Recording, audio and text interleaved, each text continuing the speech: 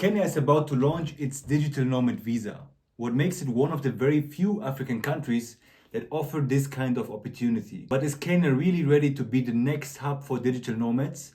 In this video, we're going to talk about the positive, the negative sides, and more importantly, is it good for Kenya and what this means for locals. And we will also discuss some other case studies in other African countries, what happened in their countries when the digital nomad visa was launched, to figure out what could happen to Kenya if they do such a move. My name is Marvin and I moved 2 years ago at 23 from Germany to Nairobi in Kenya to start my business here in Nairobi and to live life on the African continent. So since then I'm showing you the business opportunities on the continent, how it actually looks, and how I made this move possible that you can do this thing for yourself too. But now let's dive right into the topic and let's discuss the framework of the Kenyan digital nomad visa. So it's not officially launched yet, but it was announced in October this year. So just a couple of months back.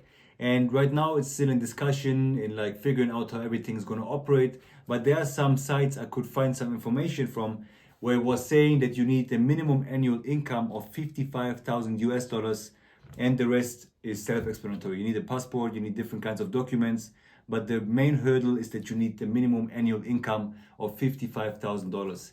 And it's not disclosed yet if you need to pay taxes or not. But as far as I know, Kenya, they will charge taxes on your income too. And let's see what the next couple of weeks and months will bring in terms of the information we're going to get to see if it actually makes sense for a digital nomad to reside in Kenya. But then the next question is, what is Kenya's aim and goal with this initiative? So basically Kenya is already like a hub for tourists here on the African continent, and I think they had in the last year approximately like 2 million tourists already in the country, and they want to push on this part of the economy even further. So this is why they're trying to invite the nomads, that they can reside here in Kenya, bring more foreign currency, bring more investment, and maybe also to support the local businesses, that both sides can benefit from each other and might also create job opportunities for local Kenyans. I mean, as far as I'm concerned, Kenya is already like known as a silicon savannah here on the African continent.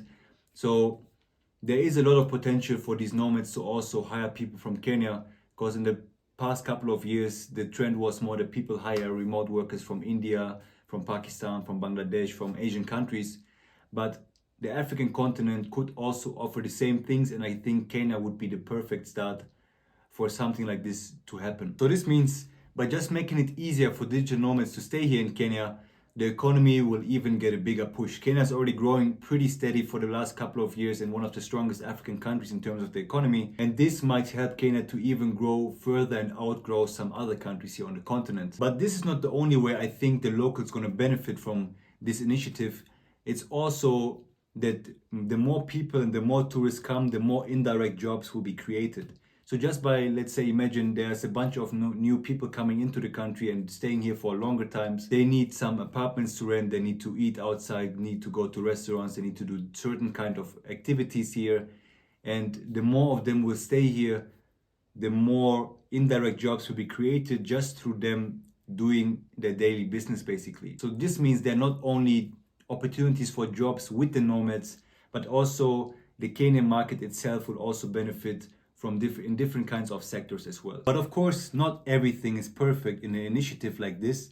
And especially in this case, what could happen is that first off, this is something we saw already like in areas like Gigiri here in Nairobi, where many foreigners are residing because the embassies are located there and a lot of offices are located there, that it's mainly now a location where foreigners can afford the rent, eating out, and just living in general. So this means the more foreigners will come to Kenya, and I think most of them will come anyways to Nairobi and maybe some of the coastal cities, but the more people will join Nairobi, the harder it will get for the local residents to afford living. As I said, we can just see it from the example with Gigiri, and I just recently was reading about and made a video about it where the UN is also thinking of relocating another small portion of their stuff to Kenya, and specifically in this case to Nairobi, and where I was talking about that this also will have negative consequence because the rent prices will rise, the restaurant prices will rise, because the more of the foreigners are here,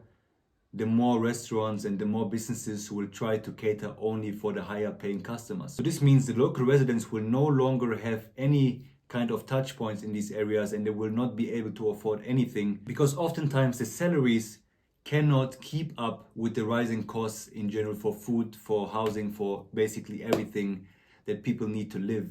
So this means they will be pushed out even further and further and further. And I see this happening as well, like in different areas in Nairobi, like Westlands as well.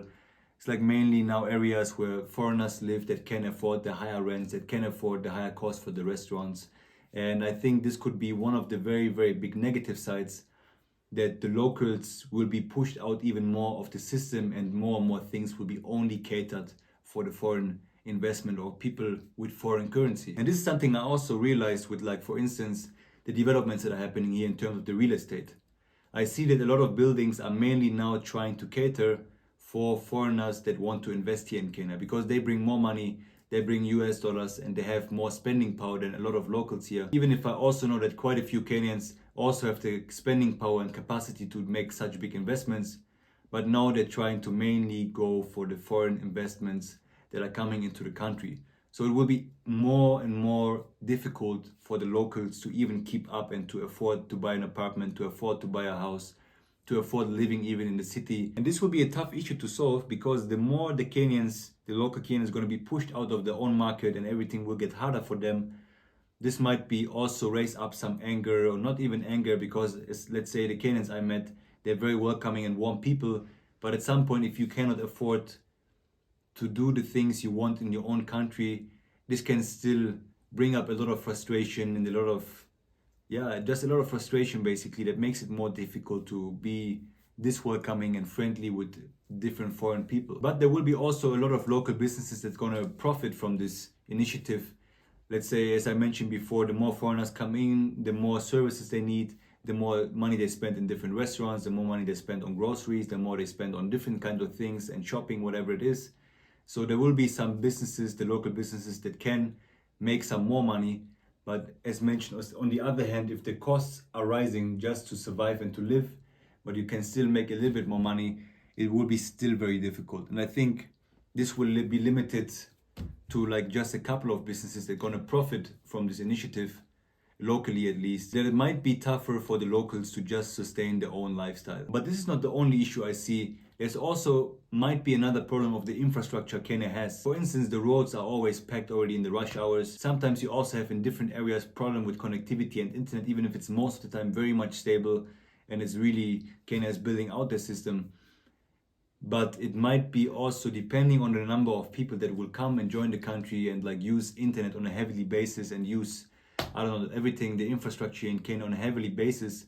It might be getting even more congested and slower and more difficult for everybody. But the good thing is, with this initiative, Kenya also announced that they're going to invest in their infrastructure. So they're going to build out more fiber optic networks so that this problem will not occur. But it's always a question of time. Like, it first of all depends when this visa is going to be available to get. And the second thing is, how fast can they also build out the infrastructure? And sometimes it can take months, sometimes it can take even a couple of years to just start the process, or like to finish a process that it's really getting reliable for the amount of people that are coming into the country. They're trying to cover up for this problem, but I'm still wondering and like still let's say excited to see when it's going to happen and what is going to happen exactly, to really figure out like how they can balance this kind of initiative. But then the question comes up, like, how could this initiative be pushed through that everybody wins, the locals and the new foreigners that are joining Kenya? And I think there are a couple of ways. For instance, it needs to be a little bit more controlled, that it's not like just endless people are allowed to join the country unless there's already like some kind of government regulations in place that maybe limit the amount of short-term rentals, that like the locals are not going to be priced out of this race because there's even more rising demand of short-term rentals. For instance, it could be also done that the government spends a portion of the money that comes in through the new foreign investment and through the new spending power of the new digital nomads, that some of the money goes back into training also the locals to learn some digital skills, just to give this money, at least in a smaller amount or like a small portion of it, back to the people, that also everybody can grow and benefit from this initiative, and not just the foreigners that are joining the country or like some very few people that are winning from this. Therefore, I think it's the government's job to lead with something like this, that it's not an uncontrolled movement that's going to happen and like going to price out all the locals and push out all the locals of their own places, that it needs that they can really create a fair environment for most of the people that are living here as well, that both sides can benefit from the beauty Kenya has to offer, and no one is going to be left out in the end of the day. And this leads me to the next point, where I want to compare the cases of South Africa and Mauritius with the Kenyan case with you, just to see and like foresee what could happen if things are not really controlled. If we're going to go first into South Africa, we're going to see a similar behavior of what I was just talking about earlier. So for instance, the local rent prices are already like on the rise because there's more and more demand for short-term rentals, and there's more and more spending power from the foreigners coming into the country. So it's already like quite tough to find fair priced apartments in Cape Town if you don't earn foreign currency. So this is already one side I was talking about, what could make it difficult for the locals over there in Cape Town, that they also going to be pushed out more and more out of the city center and are not able to afford living the same way they could live 5 years ago or 3 years ago or 10 years ago. So I think this is something that could happen to Kenya, as I said, but it just needs to be a bit more controlled, and maybe a limitation on like the short-term rentals that are offered here in Nairobi, for instance, or like just with a bigger control that like it's not allowed to just build complete apartment buildings just for the purpose of renting them out short term. If I go now over to the case of Mauritius,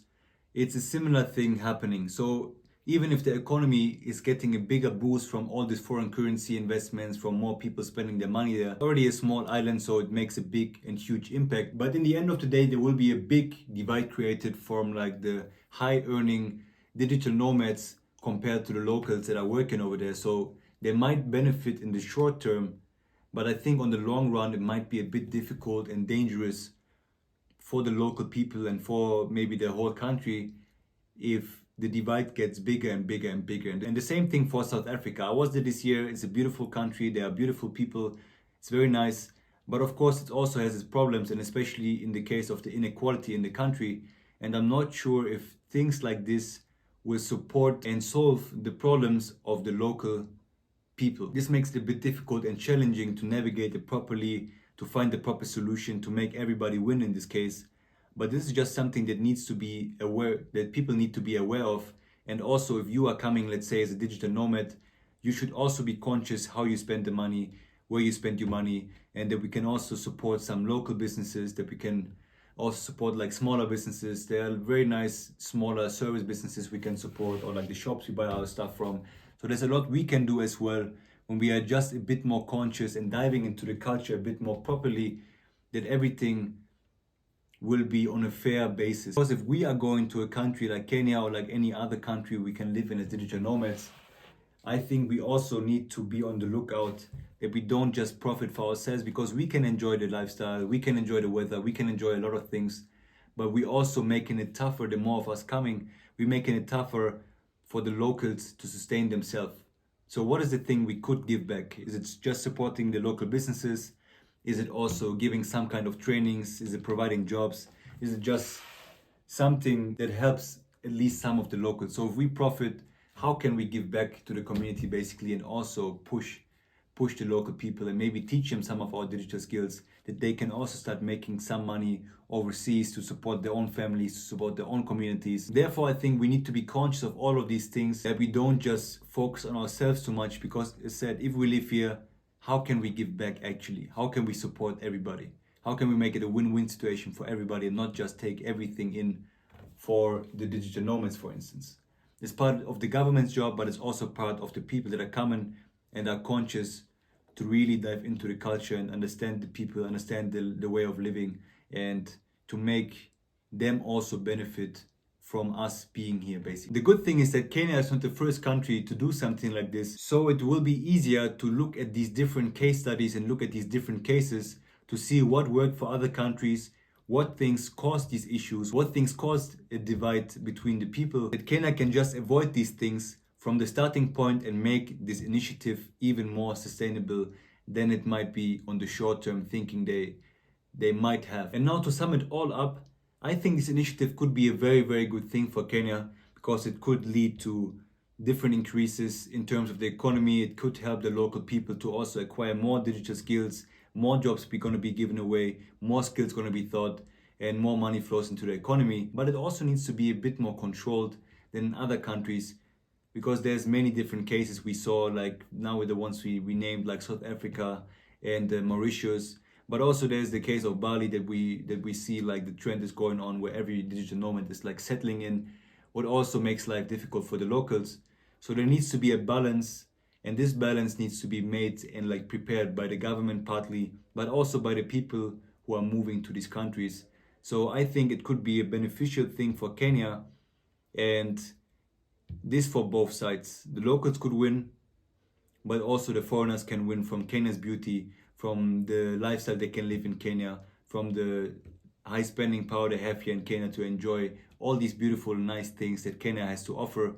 It just needs to be done a little bit in a more controlled environment. So let me know what you think is going to happen, and if this is a good thing or a bad thing for Kenya, and maybe if you would think of moving to Kenya if Kenya finally launches this digital nomad visa. Let me know in the comments down below, and watch some of the other videos I placed right here about my move, about my experience in business here on the continent, and about Kenya's and Africa's development in general. Thank you so much for watching.